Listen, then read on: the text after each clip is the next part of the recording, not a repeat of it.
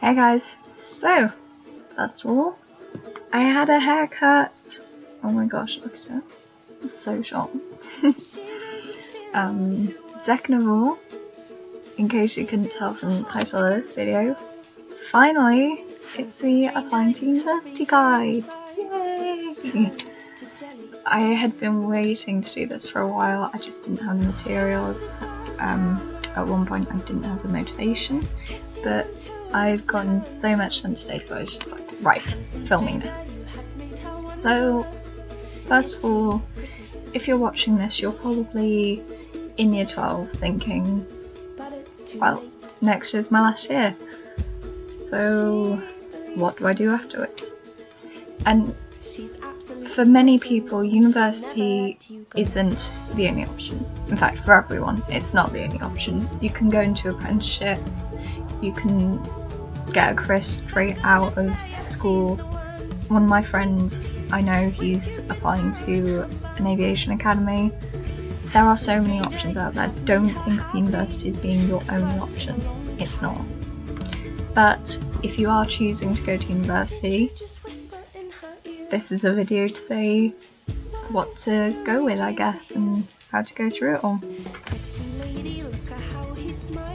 So when I first started actually looking at applying to universities, the first thing I did was I looked on websites like Student Room, like What Uni, and I just used those kinds of guides because things like those sites, they give you an accurate representation of what you're looking for, but from a student perspective, which is the most important thing for me. Like, if I want to do a particular course at a particular university, I want to know how students find that course, because that's going to influence me. Like, if other guys and girls my age aren't enjoying it, I'm probably not going to enjoy it. Although, having said that, take that with a grain of salt, because everyone's different. Nobody's got the same enjoyment as each other. Like, some people may really like a course, and when you get to try it out, you find you don't like it.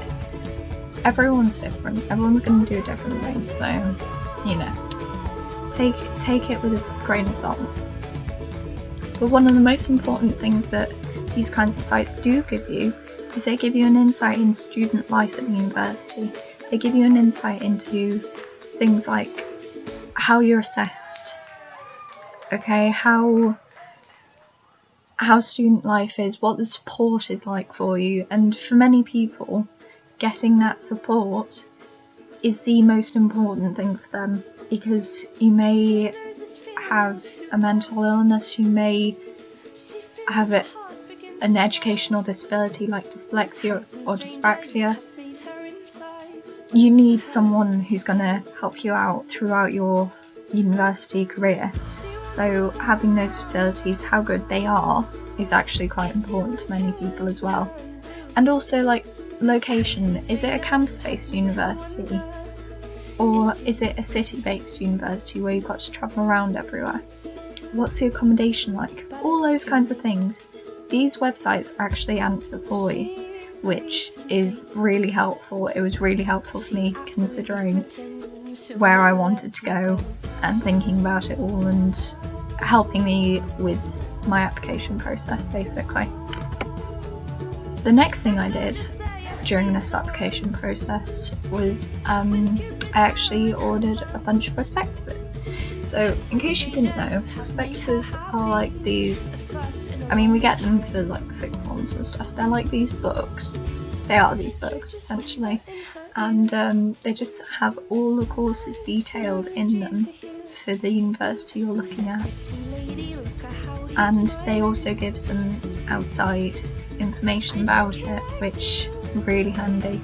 I did actually give away 2 of my personal prospectuses that I got from Plymouth and Brighton to one of my friends in year 11. So if you're starting to look at uni in year 11, then kudos to you. You can easily get prospectuses online and look through those, because at least you're getting your ideas ready. So it means bit less stress for you when you get to the end of year 12. The third thing I did was this was like during the summer, I basically started looking at what I knew I had to do in order to apply to university. So school hosted a PD day, as they're known, and we got given booklets.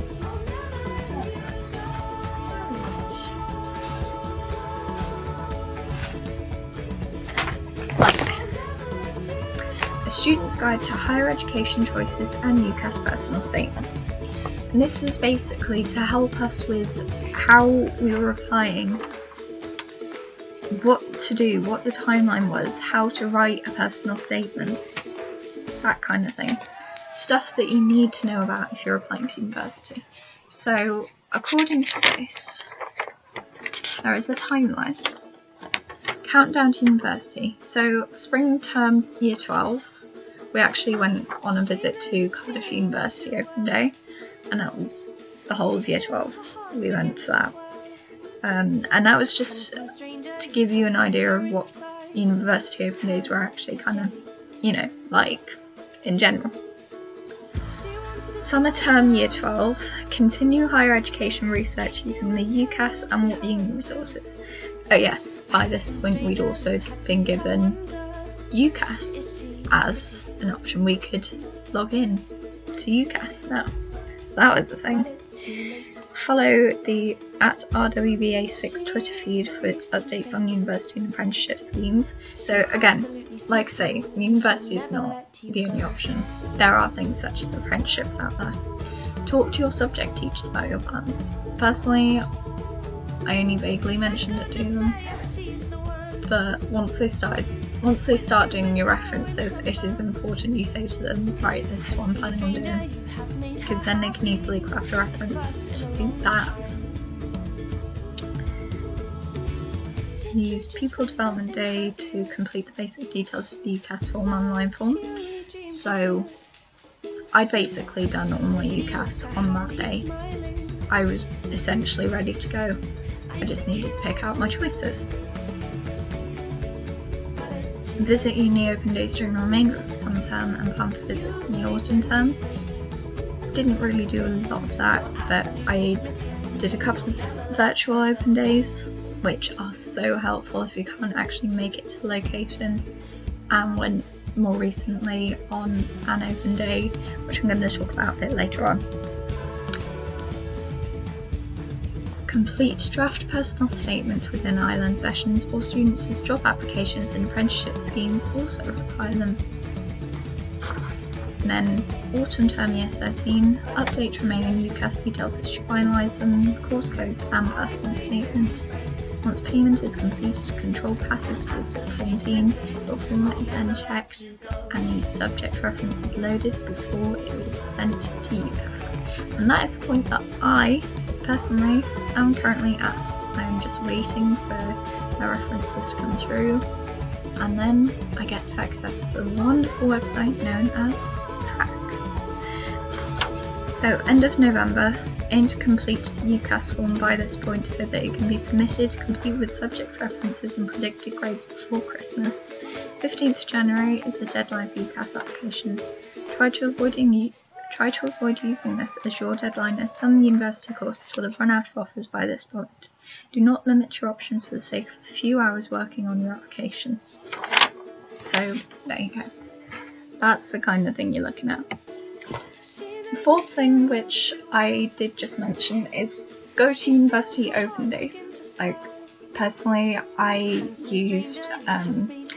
went on 2 virtual, as they call it, open days, for Bournemouth and Lincoln universities. Those were 2 that I looked at. And then I had the chance to go to an actual physical open day in Plymouth, where I got to look around the accommodation there. I looked at their student union. It's where I got this lovely hoodie from. And they also gave me for free one of the student boxes that they give out to every student at the start of their university career when they first join as a fresher. And basically that box has like loads of different things in that you can need. It's got pot pasta, energy drink, can of fizzy drink, conditioner, washing up or washing liquid, washing conditioner, that kind of thing. It's just really helpful. And I mean, they gave me a pack of cards as well that came with a free SIM card, so you know, pretty dope. They also this box also came with a load of free offers and stuff that you can get with a certain card, but unfortunately it didn't come with the card. I would assume they would have taken that out before giving it to students on the open day, so that they can't say, yes, I am a university student. But yeah, no, having stuff like that is really beneficial because, I mean, you're just starting off, you're going to need some stuff, and maybe you can't get some stuff because you don't have the money, or you've spent your maintenance loan already, just loan it. So you can't always rely on the bank of mum and dad. That's why things like, try and find out what kind of things you can do at university, like if there are any career schemes that you can do besides working towards your degree. Because my mum and I, we went to the Plymouth Uni open day and we found out that they do actually do jobs that you can do alongside your degree. So you can get paid and still do a degree. And as well, Freshers Week is the best time to be finding out about these kinds of things. Things like, for example, I'd done some personal background research on this.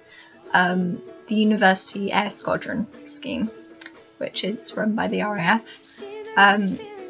It basically means that you're kind of part of the RAF, but kind of not. You get to experience life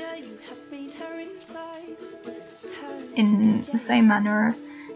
They train you for officer selection training, all that kind of thing. I actually have a friend who has gone through that scheme. I've got another friend who's currently going through that scheme. So one of my friends is in her second year now of the scheme. One of my friends just started her first year. It's all very exciting, and I hope to potentially follow in their footsteps by joining the scheme myself. So once you've done all that and you've applied on UCAS, the teachers will go through how UCAS works with you. Basically, all you need to do is put your personal details in, put in how you want to be funded. Normally you go through Student Finance England, depending on where you are, of course. And once you've put in, if you've got a career, what your choices are, what your predicted grades are, that kind of thing, you then pay off your money for the application process, and that is then sent off to the teacher in charge, which for me personally is my head of year, and he then asks me to chase my teachers, ask them for references. So far I'm just waiting on 2 subject references, because I currently take 3 subjects at A level. I've dropped down to 3, so I dropped creative writing. I'm now just taking media, French and theatre studies, and I'm just waiting for references from theatre studies and media studies, and that's it. So once they've done that, and once it's all gone through my head of year, it gets sent off, and then I can access the track part. So that's really all there is to it. It's not a big scary thing that many people will make it out to be. But once I would say the sooner you can get your references done by your teachers, and the sooner you can get all of your forms completed and sent off and paid, basically, then the better. because then it means you've got less time to be worrying about it, you're more likely to get offers, you don't have to rely so much on things like clearing and stuff, although clearing, I've heard, is a really good option in case you don't get the grades you wanted and the universities say no. You can still apply for clearing courses and still get to go to university, so it's still a great option. But yeah, so thank you for watching that, guys. Finally it came out, finally. And yeah, if you liked this video and thought it was genuinely helpful, then please like, comment and subscribe, and good luck with the rest of your future. Bye guys.